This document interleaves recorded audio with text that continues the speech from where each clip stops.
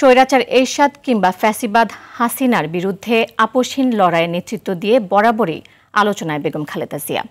ক্ষমতাসীনদের বিরুদ্ধে দাঁড়িয়ে চড়া মূল্য দিতে হয়েছে তাকে, তবু অন্যায়ের সঙ্গে আপোষ না করে খেতাব পেয়েছেন আপোষহীন নেত্রীর।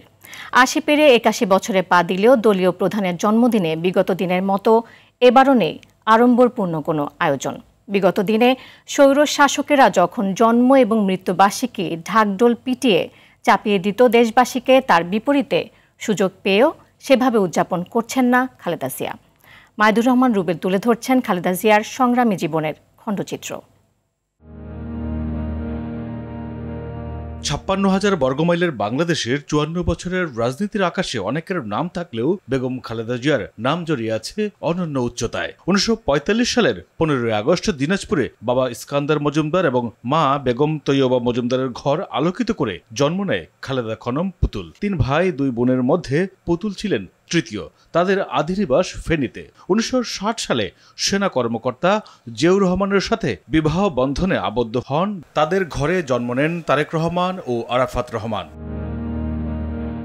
স্বামী জিয়াউর রহমান স্বাধীনতার ঘোষণা দেয় ৭১-এর মহান মুক্তিযুদ্ধে পাকিস্তানি হানাদার বাহিনী বন্দী করেন খালেদা জিয়াকে। পরে ১৯৮১ সালে প্রেসিডেন্ট জিয়াউর রহমান শহীদ হলে দেশের প্রয়োজনে ঘরের চৌকাঠ পেরিয়ে গৃহবধূ খালেদা জিয়া আসেন রাজনীতিতে।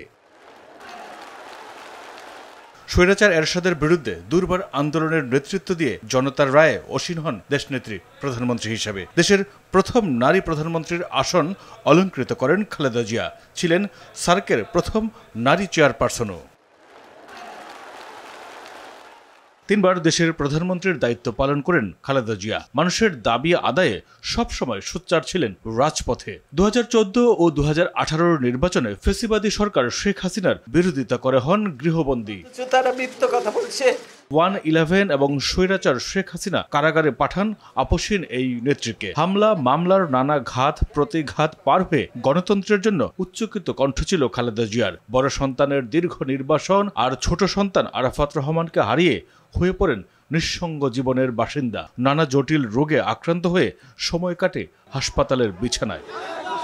২৪-এর ছাত্র জনতার গণ অভ্যুত্থান পরবর্তী সময়ে মুক্তি মিললে দেশবাসীর কাছে আশার কেন্দ্রবিন্দু হয়ে আলো ছড়াচ্ছেন গণতন্ত্রের এই নেত্রী। তবে তার জন্মদিনে কেক কাটতে নিষেধ করা হয়েছে দলের পক্ষ থেকেই। মাইদুর রহমান রুবেল, RTV, ঢাকা।